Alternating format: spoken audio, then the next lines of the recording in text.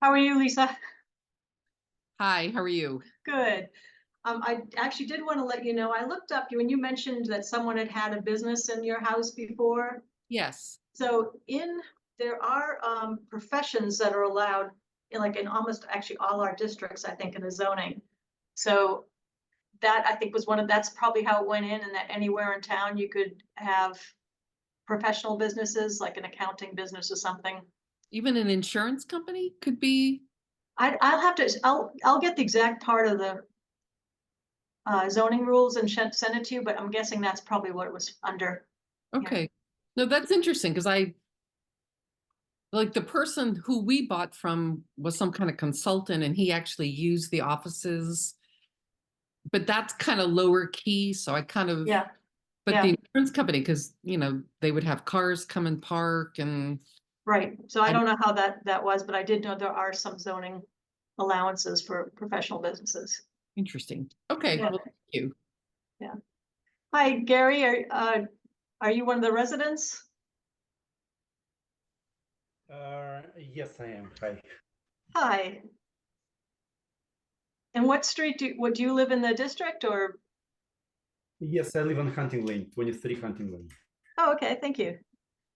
Hi, Laura and Noah. So we have two residents so far. Yep. And here's Tom Trainer. Hi, Tom. Hi, Gino. Good afternoon. It is afternoon, isn't it? And the sun is out still. It's very exciting. It's- The days are getting longer. I'm very happy. Oh, I know. You feel the difference. Yeah. Yes, The snow melted fast too with the one warm day.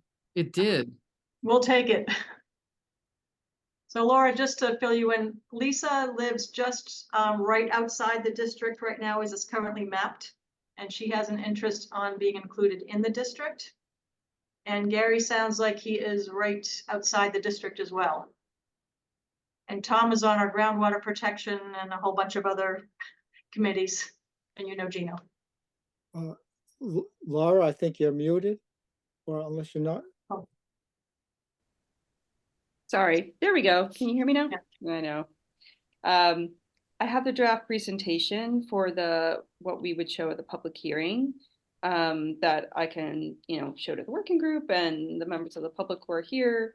But it's a good framework to just kind of, take through the, what the law says and what the districts are as currently proposed, and some of the just frequently asked questions, and then we can have a little Q&A. But Great. my colleague Noah does have a hard stop at 4:30, just so you Okay. know. So he'll disappear at some point quietly, just really. And then I have to get on the road at 5, just so you know. That's fine. I just only have this set till 5, so hopefully we'll be there. But I know I do have a couple questions, so Okay, try to give it a couple more minutes, but you know what, we might just go ahead and start. I know Addie Mae was going and I thought Chris was gonna join, but Chris, Chris Constant, no, no, sorry. Chris Owen, planning board chair. Okay. Steve Constantine called me to say he didn't think he could make it. He hoped it was gonna be recorded, but he asked me a question that I will bring up here as well in the Q&A. Okay. And as you can see, Laura made you co-host. So if you want to go ahead and start. Sure. Yeah. So the date here reflects the public hearing date, but this is just the draft presentation. This is nice, so we can incorporate any. It's a good dry run for that, and to answer questions and make any tweaks that we need to the presentation. So we're going to try to keep it somewhat short and mainly focus on Q&A, but we're going to talk a little bit through what the MBTA communities law is and what it says and what that means for Sherborn, what Sherborn's proposing for the zoning change to accommodate that law, what some of the opportunities are with the compliance, and running through some of the frequently asked questions that we know come up a lot, and then getting into some conversation with you all about any additional questions you have. The gist is that this is a new law to the Chapter 40A, Section 3A that passed, what is that, almost 3 years ago? Yeah. Something like that. but it's requiring communities served by and adjacent to any kind of MBTA transit to zone for multifamily housing, so units of 3 or greater as a right at a sort of certain density. So no special permits, no restrictions on age, no restrictions on bedrooms. And Sherborn is considered a adjacent small town. So these requirements vary drastically by community, as you can see. So Sherborn, as an adjacent small town, is required to accommodate 78 units. It's not required to produce that many units. It's just required to have the zoning to, in theory, support that units if there were nothing there to start with, basically. But rapid transit communities like Cambridge are required to have much higher, for example. So it does kind of scale up. For Sherborn, where they're considering to accommodate the 48 units, are in the areas that are colored green. No, I'm sorry. The areas colored blue on the map that are currently zoned residential, that are right near the town center. And also this other kind of satellite district that is out near the corner with Framingham. There's, I believe, access to some sewer infrastructure out there, and or it's near the train station, and near some of the commercial things out there off of Kendall Street in the corner. And then for the green that you see there, the business zoned districts, those are part of the zoning overlay district, but the difference there is they won't really count toward the compliance in the same way toward the law. You already are able to do that in the blue flagged areas, but they do allow you to get a little bit of credit for the capacity there, but they're going to be more of a mixed use zone. So they will still have a required commercial component in the town center. Does that make sense to everyone? I'm happy. Feel free to interject if you have any questions so far. And also, I want to say what we mean by overlay district 2 is that all of what's allowed now on the ground will continue to be allowed with what's allowed with your underlying zoning. It's just an additional opportunity is provided with the overlay district to allow for multifamily or allow for mixed use at a density at which wasn't previously allowed before. So 15 units an acre. So can I ask, this is Lisa, can I ask a question about this, the zoning requirements, the 78 units? Mm-hmm. What does that mean? That this overlay or this MBTA overlay is requiring 78 units in these blue areas? Is that what you're saying? So what it does is it takes, depending on kind of what category of community you are. So adjacent small towns don't have to meet any kind of area requirement or acreage requirement. You just have to show that somewhere in your community you are able to potentially accommodate 78 units of multifamily housing, kind of anywhere you want. And you get to decide where that goes. But they do have what they call the compliance model. So you do a little bit of analysis and modeling to kind of essentially show a hypothetical that when you take away any undevelopable land like wetlands or something like that, that you would in theory be able to build that many units in that amount of space. But that's not necessarily what would actually be able to happen on the ground in a true, production way, because you still have to have your septic and your parking, and there may be other constraints on a particular lot where you may not truly be able to reach that, and you still have to meet all those other rules. But it does show the state that hypothetically that level of units could be built in that amount of space at a certain required density, which is you have to allow for and show that you could produce 15 units on an acre. And sorry, I'm taking notes as you're talking. So these zone overlays are to create the opportunities to produce these 78 units as needed or if needed. It's not mandatory to produce them, but Not it, mandatory to produce it. It just provides, it just removes that zoning barrier to it. It just allows it. It's still totally up to the landowners who own them to do or not do what they want with it. And you still, of course, would need a developer to actually do the produce it and to meet all of the site plan review standards and things like that.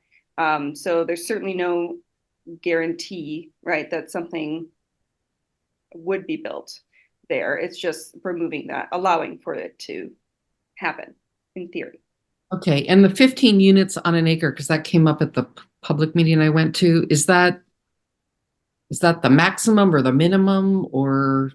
That is the, I guess I would call it a minimum that is required by right. You have to say you allow for 15 units an acre.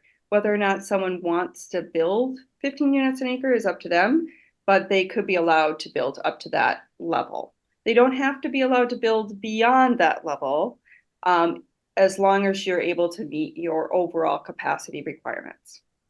Okay, thank you.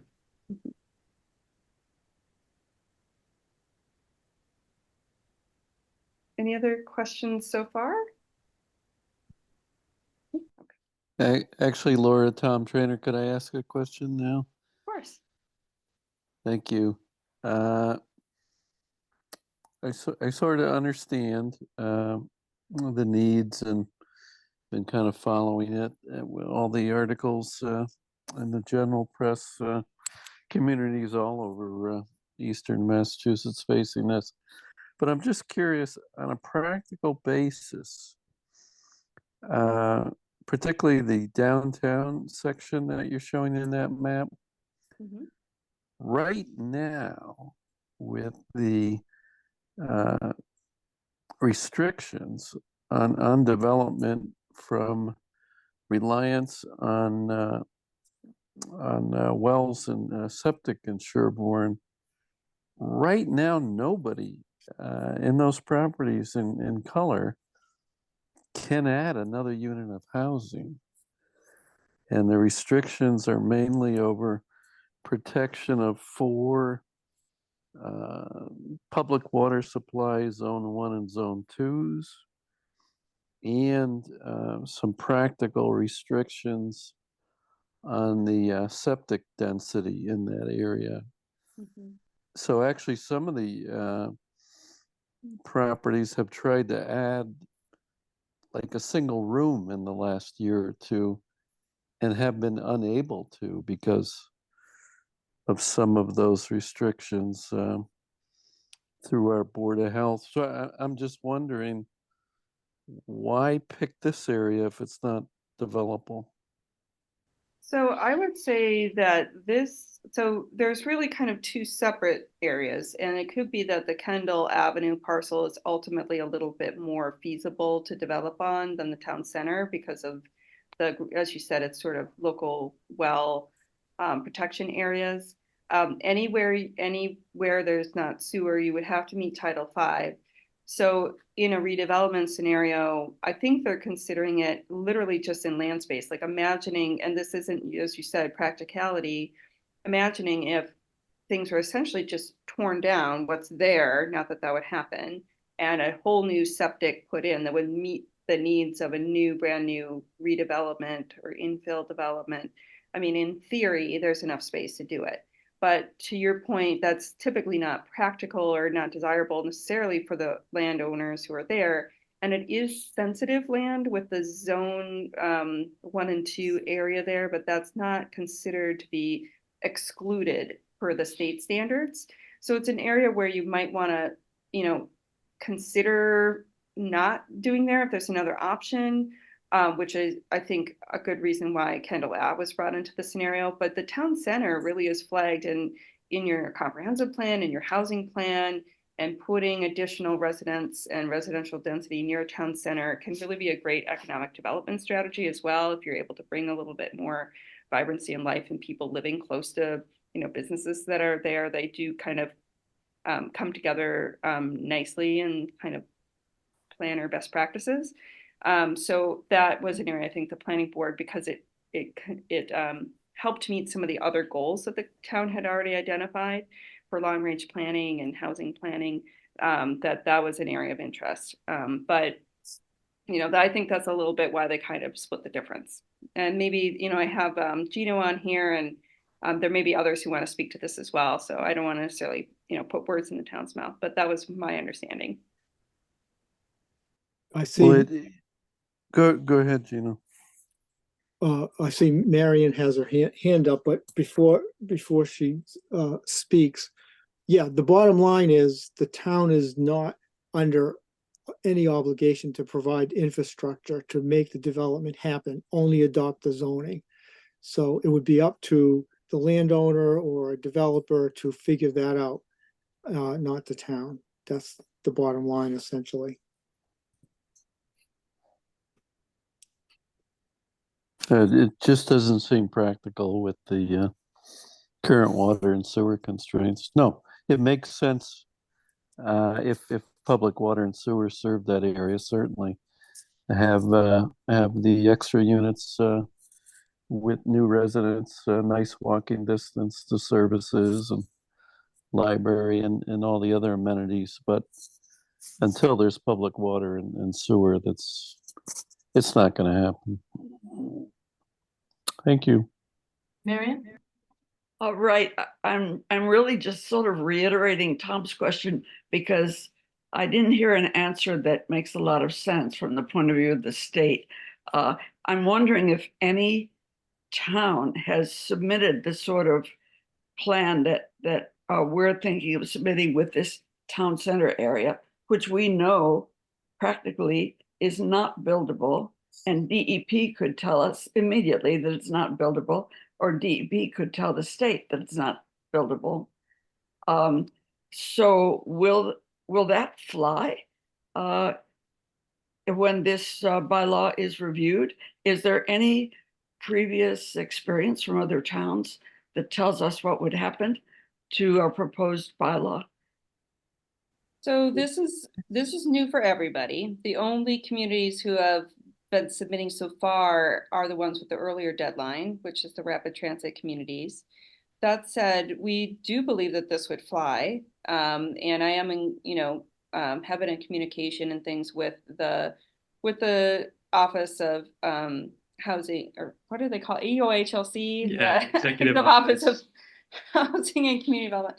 They changed their name from DHCD. They still struggle. So yes, I think because I know that this is flagged as sensitive land, but it's not flagged as excluded land. And there's a very big difference to that with the state and what's allowed and what's not allowed. You are allowed, sensitive land is considered to be developable. Excluded land legally cannot be.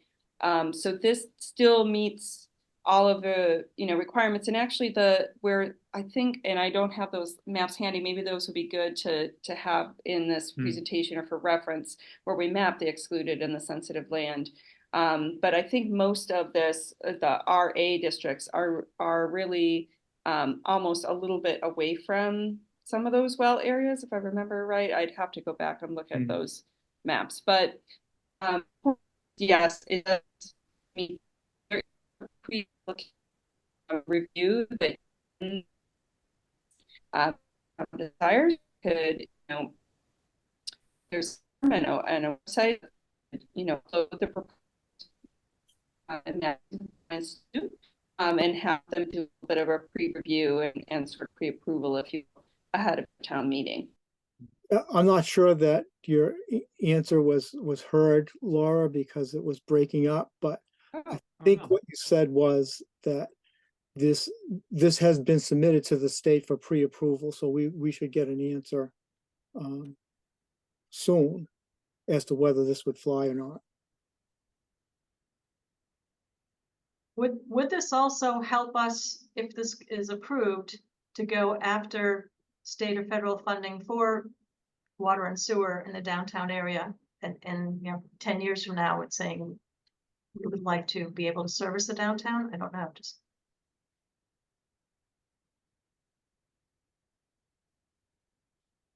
It probably would, but I mean, who Yeah. knows? Yeah.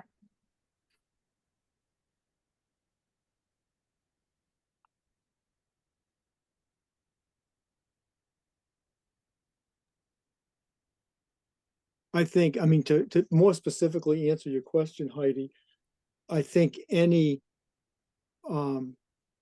proposal to increase housing would get priority on grants. So, Yeah, Sorry, I'm moving as we speak to an area with better internet. we have that problem too. So do you not, oh, I think, do you bend it the other way? Laura, I guess maybe I could ask a question while you're doing this, and Gino, you might be able to answer. One of the residents had asked me if they would like to be included in this zoning, but they'd like it to be for mixed use development. Because when you read our draft bylaw, it's where we're trying to figure out, it said mixed use development in town center sub-district only. Is that the blue and the green or just one color? It was hard to figure. And if you are going to add someone that's in the RA districts, can they become a mixed use development as well? Is that by right? Or is it only going to be an overlay for them for multifamily? So what you need to do to comply with the law is you need to have an area that allows for multifamily by right up to a certain density, which you have. You can also allow mixed use if you want. However, if you want to only allow mixed use without purely allowing multifamily, then it doesn't meet compliance. You can maybe get some credit for it. If you want, you'd have to submit it to the state and say, hey, this is in a town center commercial area. I'd like it to be a mandatory mixed use district. And then there's a whole formula of how you can get some unit credit for that. But you don't really have to honestly worry about that so much because you are able to, it's such a relatively proportionally, I know it's big for Sherborn, but proportionally it's a small amount of units that it's relatively easy to meet that compliance requirement capacity with what you have on already zoned in the blue areas. Let me see if I can pull that up again. Yeah. I guess if there was a homeowner that has property now that's a single family house and a developer comes in, wants to buy it, will they be allowed, and it is going to be in this overlay district, will they be allowed to do mixed use? That depends on I'm trying to remember, Gino, how the bylaw is written. If you're allowing in the RA areas, are you allowing for both mixed use and multifamily? Right now, the way it's written is only the business areas have mandatory mixed use, though the Kendall sub-district only would allow mixed use by special permit. But that does not apply to the RA districts that are adjacent to the business districts. So the As it's currently written, but Yeah. obviously the town could craft it however it wants. If it wanted to add an area to allow more mixed use, it could do that. But the way it's written right now, I think that to some extent the purpose of some of the public hearing is to get some of that feedback and make some tweaks if they want to make some tweaks. It would, if you make that adding in, say, the hypothetical of allowing for mixed use as a special permit in all of the RA districts, in addition to allowing multifamily as a right, could just be a bylaw change. That doesn't impact anything about the compliance model or the maps. That's purely a bylaw change. And so I can comfortably say, yeah, that would comply. That's just a policy, decision on the town's part.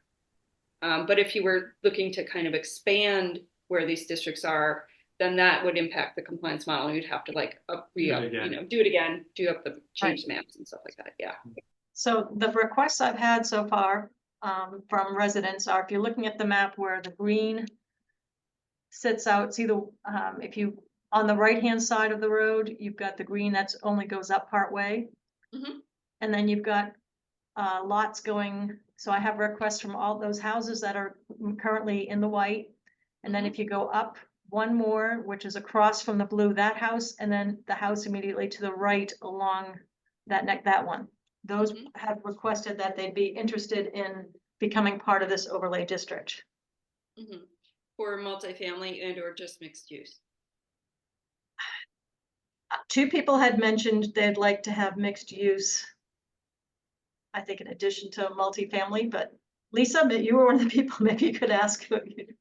I think we all went for mixed use because that's what's already that we were saying we were adjacent to, and so we did mixed use, but we said if that were not allowed, we would do the resident Multifamily. family instead. What's interesting about that is you can, you could just add to the overlay district proposed and add these in the sort of green category as sort of mixed use only. And it doesn't impact the compliance model or anything because Only the blue. Only the blue, yeah. Only the blue are the ones that count toward your compliance. Okay. Yeah. But if it's mixed use, does it have to be mixed use, or could it just be the residents, the multifamily? Well, it depends on how it's written. It sounds like it would be only mixed use is how it's currently written. Correct. And mixed use requires some sort of business in addition to the housing, right? On the ground floor, is that how it's written? Ground floor, correct. Yeah. Mix of residential uses and non-residential, including commercial, institutional, industrial, and other uses. And I think it's the ground floor would have that, and upper floors would be residential. So Can I ask a question a different way? Laura, Yeah. maybe it's saying the same thing, but looking at it from the other way, if the area is zoned for multifamily and a developer wanted to add mixed use, are they allowed to? Or is it, if it's zoned for multifamily, can it only be multifamily? If it's zoned for mixed use, it can only be multifamily with mixed use. Is it that restrictive? It's entirely up to you. So right now, how it's written is that the blue is only multifamily and the green is only mixed use. However, you can have the multifamily by right and allow for mixed use by right or as a special permit. And in the multifamily zone, you could, or I should say the mixed use zone, the green, you could either keep it as entirely only mixed use, and in which case it wouldn't count toward compliance, but that's fine. Or you could also allow for multifamily, in which case you'd probably have to tweak your, compliance model and things to accommodate any expanded area, and it would increase the potentiality of the capacity number, right, in the model. So for recommendation for, especially in the town center area where we would want to have potential for small local businesses, which is what the reasoning is for desiring a mixed use element, I guess, I don't know if everyone agrees, but I think maybe we should be looking at the language to somehow enable it, but not necessarily require it on some of those parcels, because I think we'd want to make sure that we had enough land in compliance. Addie, I think I may have misspoken earlier. It's been a while since I looked at that bylaw, but I do think we did draft it to say you could have mixed use, or you could have a commercial element by special permit in the blue areas. I don't think it was limited to Kendall. I think it might apply to all the blue areas, that it could be mixed use by special permit, but not required like the green where it's required. But whether it's that way or not, it could be that way. It could be that way, yeah, definitely. And the area could be expanded as well. It's entirely, in the town's core. And if it is RA, the blue area, then it counts toward the requirement. Yeah. Whereas mixed use does not. Okay.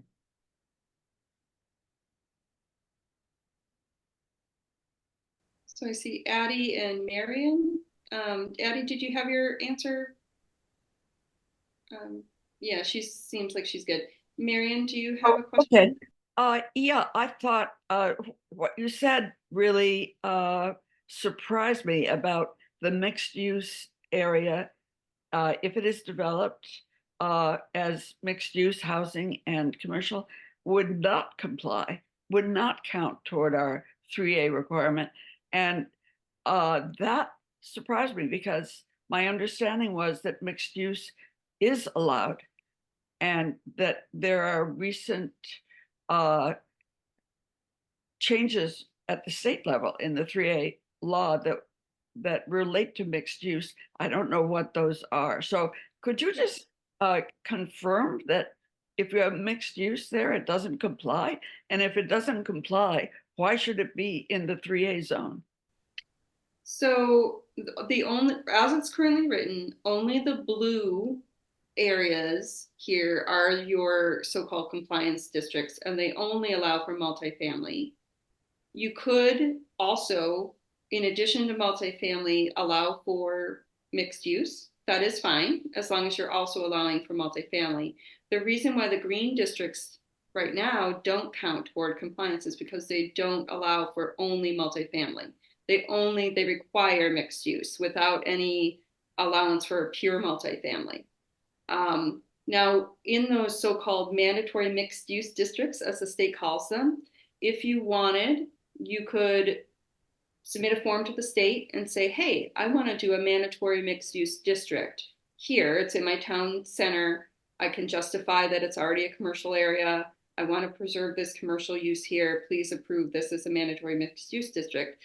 And they might say, yes, that makes sense to us, in which case it still wouldn't count as acreage, which doesn't actually pertain to you at all, toward compliance. However, you could count 25% of the overall unit capacity in that district toward your overall capacity numbers. But there's a big string attached to that, which is not only do you have to get it cleared through the state, but you aren't allowed to require any parking for the commercial uses, which in a suburban community like Sherborn may not make a ton of sense. So to me, it makes sense that you wouldn't necessarily even, these can be part of Sherborn's overall overlay district zoning. I don't know that I would even consider or count these or try to go for any kind of approvals of these as mandatory mixed use districts, because you don't need the extra paperwork. You don't need the units for the overall capacity. You already meet that. You might as well, and you probably need the commercial parking. So you might as well just allow what you want to allow there and not worry about it, I guess is my thought about it. So I would say it's complicated. You are allowed to do mixed use, but you aren't allowed to do only mixed use and have it count toward compliance unless there's a whole lot of paperwork. And then it's only like 25% you get credit for capacity. Okay, now I'm even more confused, but could I just follow up quickly and then let Lisa go? So what is the rationale for Sherborn saying we're only going to allow mixed use there? Why should we not just say we're going to allow the minimum residential and it could be mixed use if you want? I mean, give people the choice. And if we do give people the choice, why would that not comply? If I can jump in on that one, because the danger there is, and again, without infrastructure, there's probably not much danger, but the danger in there or any commercial area is that you lose the commercial base, and housing is so much in demand right now that developers will come in and build only housing, and then you lose your town center. That may be a local concern, but is that the thinking behind the 3A law? The thinking behind the 3A law is to provide more housing choices in all of the Boston metro area. And Right. So they don't care whether there's commercial or what, if the town wants commercial or not. Right? It's not. yeah, I think the mandatory mixed use allowance was a way to try to accommodate that feedback that they heard. But I think in the case of Sherborn, I've only really seen one town where it made sense to kind of do that and include that. I don't think it's needed really for Sherborn. I think you're able to kind of do what you want to do here because you're able to meet compliance with, not a whole lot of acreage. So the town has some flexibility to say we're gonna allow for mixed use at a higher density. I think you are allowing for the mixed use at 15 units an acre, which you didn't before. It was just mixed use at a lower density. But you don't have to say, we're gonna have to allow multifamily everywhere here. I think because, to Gino's point, there's a concern about losing the financial viability right now for residential and purely multifamily is a much stronger and more of a money-making proposition than mixed-use development is. Right. So the bottom line is that just take over. the 3A district in town center is only the blue areas.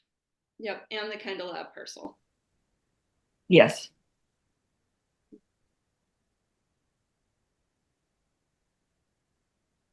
Right, I do have a few more slides. I think we can get into some frequently asked questions too, and touch on those. If we can always come back to this slide if you want, unless I see that, but Lisa, I see your hand is raised too. Yeah, I just had a question because, again, the neighbors and I, who have all petitioned to be included in the zone, did the mixed use because that's what we would be contiguous to. And my understanding was that in order to apply to be in the zone, being contiguous to properties that were in the zone was a main criteria or factor. So I did mixed use, but so I guess I don't know what the timeline is to see whether our requests are going to be approved, but if the people along Main Street are mixed use and I'm around the corner contiguous, but applying for multifamily only, does that make a difference in the application or relevance or viability of? Yeah, so Sherborn's interesting as a small adjacent community because you don't actually have an acreage requirement. So other communities have all kinds of rules about kind of what's the word? Contiguity. Thank you.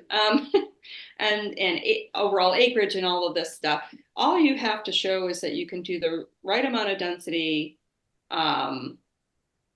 and the right of capacity. So you have more flexibility. And most of your district is here. So, I mean, it's really, in my view, a planning board town policy, what you want to do about adding on or not adding on to the district and what uses to put there. And it just is the only consequence of that is kind of having to redo or update your maps and your compliance model before you submit it to the state. Right, and it became an informal procedure where we hadn't expected people to say we'd like to be included. So we've asked them to send me an email. I'm keeping track of who it is. We were going to bring it to public hearing, bring forth just kind of those parcels I just showed you to have a discussion and see, is it something that we want to expand the area to? Because there are residents that definitely want to get this benefit of having an overlay. So when you hear the application, that's what the application was, an email to me that I'm keeping right now. Anything else, Lisa? No, thank you. Sure. Okay, so we've already talked a little bit about this. This is just the frequently asked questions thing. So what's an overlay? It's just that allowing for those additional options, and you can still be built according to the base district regulations. And then now we're adding in these additional uses of multifamily and mandatory, well, in that may change, but right now, mandatory mixed use at a higher level of density than it was before can be built. Just a little bit about why Sherborn should comply is first, the positive, right, which is an opportunity to increase equity, increase housing options, allowing for downsizing of households and younger generations to remain in the community, and planning for how you should grow in the future. The negative there is that absent of complying with this law, you can lose access to state funds, many different kinds of state grants, as well as potential for legal action. So the state's made it very clear that this is like a must, a shall, if you want to call it. But they do leave a lot of flexibility into how communities apply that in their communities. And so I think there's a real opportunity for Sherborn to be able to, yes, meet the requirements of the law, but also further their long-term housing planning goals that they cite in their comprehensive plan and in your housing plan. Sorry for jumping in here, Laura, but you're saying that you're showing us mixed use development here, and on a slide that's about compliance. Yet you've said that the mixed use developments do not comply. That's a fair point, and we should rethink some of these examples when we go to the public hearing. So yeah, that's a good point. They're showing sort of other examples of town centers and things like that. So promoting equity and affordability. So just again, this is sort of the positive angle of things, which new housing units have been directly correlated with decreasing housing costs. So basically, there's so much pent-up demand right now in the region for housing that it's contributing a lot to one of the factors anyway, contributing to the high price of housing. And I think it's a long-term strategy for the state that over time, having more supply across all aspects of the region will ultimately help with some of the really high housing costs we have, and also helping with diversity. And then, and this actually has to get updated here because the deed restricted affordable requirements for Sherborn, I thought I had the most recent presentation up, but this has to get updated. It's going to be 10% of the buildings, not 15%. And that's a requirement of the law, unless you're able to show that it can be economically feasible to do a higher level of deed restricted affordability. It would be basically in a 10-unit building, one of them would be deed restricted affordable to those making 80% or less of the area median income, which in Sherborn is, for reference, $118,000 or so for a family of 4. Laura, that hasn't changed, that we haven't changed the percentage yet, so okay. I wouldn't change the slide. People get up in arms if they see a different number right now. No, but the 3A bylaw has a 10% requirement. Right. But when she just said it, we're changing our bylaw or it's just changing our numbers, I'm like, not yet. Okay, all right. So this is accurate as of today, but just a heads up, that wouldn't comply. Right. I think if you can say that the 3A has 10%. Do an economic feasibility analysis that's verified by some third party. So you'd have to have a consultant come in and show that could be viable for a developer to do at that level. Yeah. So you just have to, again, it's like more paperwork. Yeah. Is it based on is the AMI based on the town or is it based on the county? I thought it was based on Middlesex County for Sherborn. It is. It's based on the Boston metro area's region. Okay. Yeah. So where 80% is 115. I guess I was looking at something today. I guess I had the 2022 numbers and it was like 78,000. So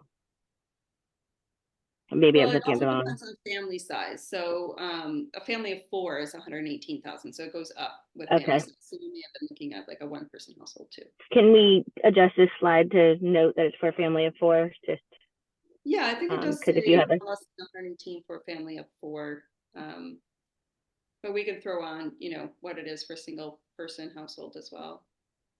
for reference. Yeah, 'cause if we are saying, we want our, firefighters and all that, those, people that are maybe young professionals who are also maybe not married yet, maybe not with kids, but looking to have a place to live and do a job that fulfills a service need in our region, they might be a different bracket.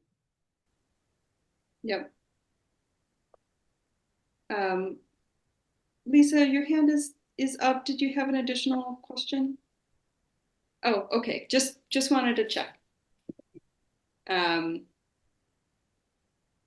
this is about creating community continuity. Again, it's sort of, I think we already kind of covered some of these points earlier, so we may just cut this slide, but this is just speaking to some of the opportunities that housing choices provide. And this speaks, I think, to some of the location desirability. So having something in a town center or close to a town center helps with a little bit, and it's tough in a suburban community, but as much as you can have a little bit more walkable, sustainable. It helps with financial resilience of your local businesses to have people live within walking distance of those businesses. It's a bit of a kind of a.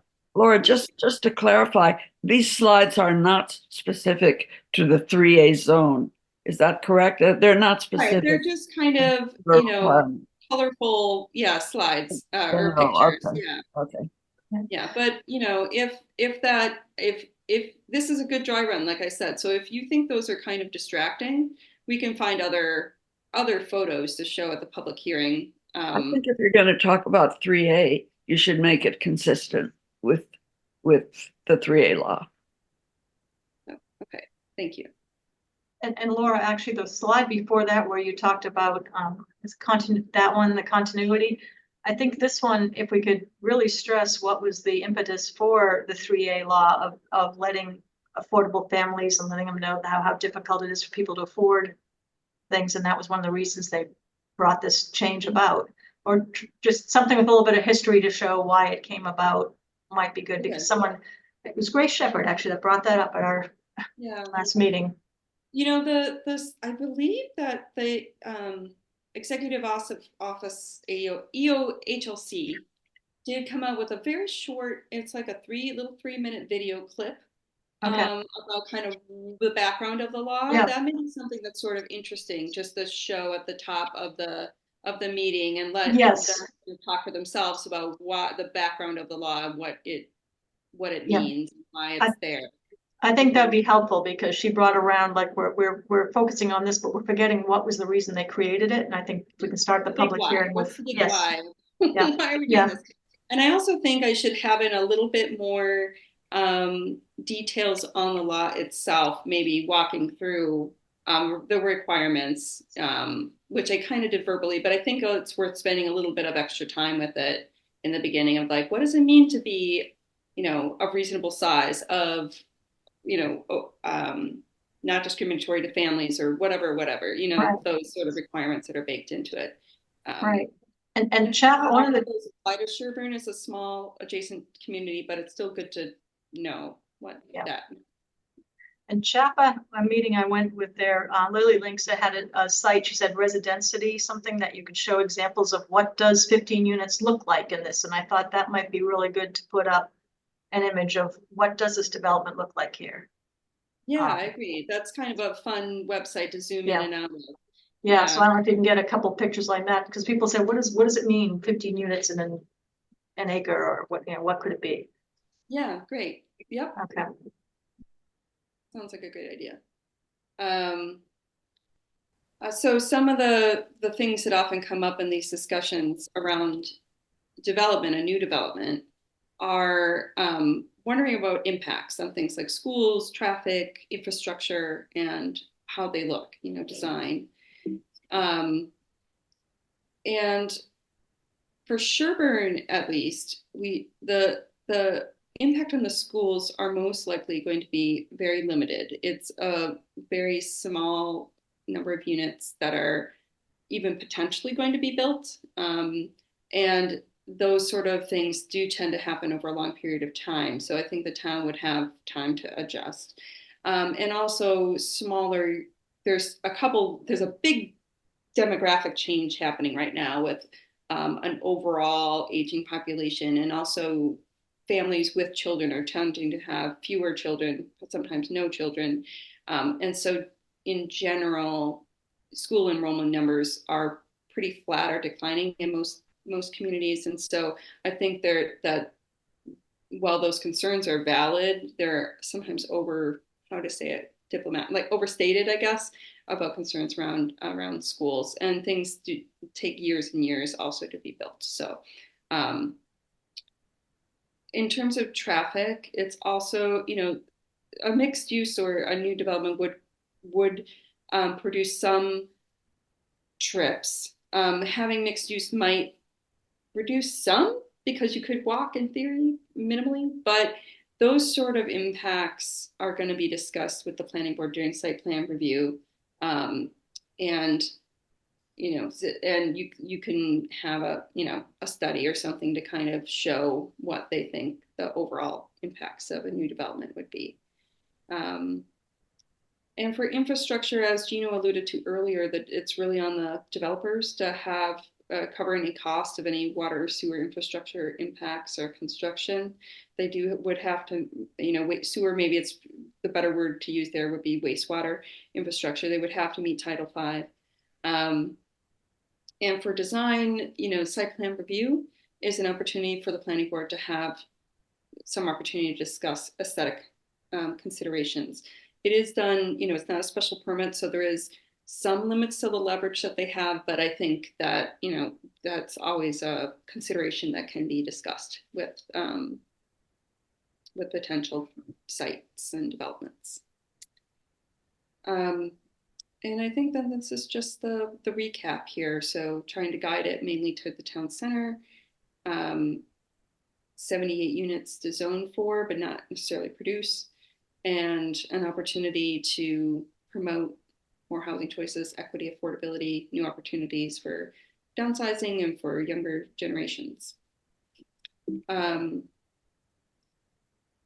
then we've already covered a lot of questions, but I still have 7 minutes before I have to hit the road. So we have a little bit of time. If there's any further comments or questions, I really appreciate the feedback on the presentation itself. It's helpful to workshop it a little bit with an audience, and we'll make some changes, I think, before the hearing next week to kind of set the stage a little better and have some better examples in there and so forth.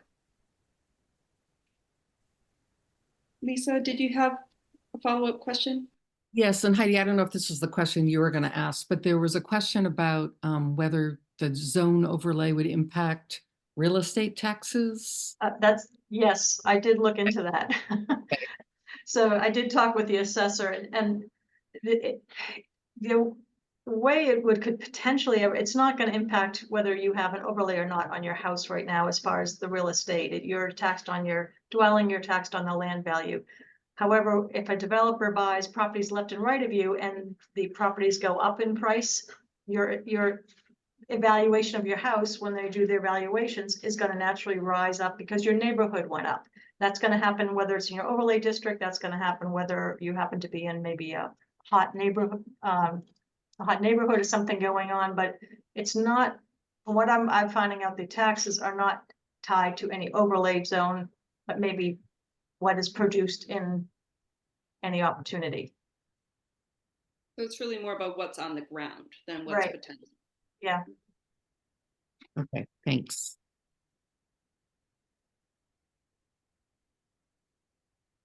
I see we just had John DeSalvo just joined. Just kind of to that last question about the taxes, I'm assuming that that basically the assessors would be looking at what their, when they make their evaluation on assessments of the property values, that there would be a human element to kind of recognizing, just because you're next to a property that was in the zone and that has a more expensive development, if your property is not eligible or I guess, am I wrong? Those properties would have, at the time of any assessment, there would be a human common sense application, right? Well, and you're assessed It's on the not building. purely a map. No, you're assessed on your building. If you're living in a single family home, you're assessed on a single family home. If someone builds a big multifamily next door, that's probably gonna have a different view for taxes. Right, but you said the property's valuation would go up. Well, what we've seen, and I've talked with Wendy, is sales in neighborhoods. If you have certain neighborhoods that are colonials and you've had several sales in that neighborhood and that have gone up in value, it's your neighborhood's valuation for being in there tends to have gone up, not necessarily due to what you're zoned for. Right, but that's a neighborhood where you're Right. expecting a residential of a certain, it's of single family houses. So I guess Right. I'm just trying to Right. make sure that we're not creating a situation where a single family house all of a sudden is penalized and paying more taxes just because an assessment on the land has gone up. Yeah, and I don't even think you'd see necessarily, yeah, I don't think you'd see necessarily, and Wendy said there's something they don't have a certain high, she was talking high-low. I mean, we can get her to, maybe I'll see if she can come to one of the meetings and talk about it. Because but she didn't see any impact just from having an overlay, having your property be in an overlay district. Hi, John, sorry you joined late, but this is gonna be recorded. Okay, I had a sales call. I just wanted to show my face. I intended to be here on time, but That's Yeah, okay. I'll We're come recording. yeah. That's all right. It's been really helpful to get your feedback, everyone, and really thoughtful questions. So thank you so much. We'll probably see you maybe at the hearing, on February 6th, I would imagine. Yes. In the meantime, we'll make some tweaks to our presentation. So, all Right, well, thank you very much, Laura, for coming and presenting.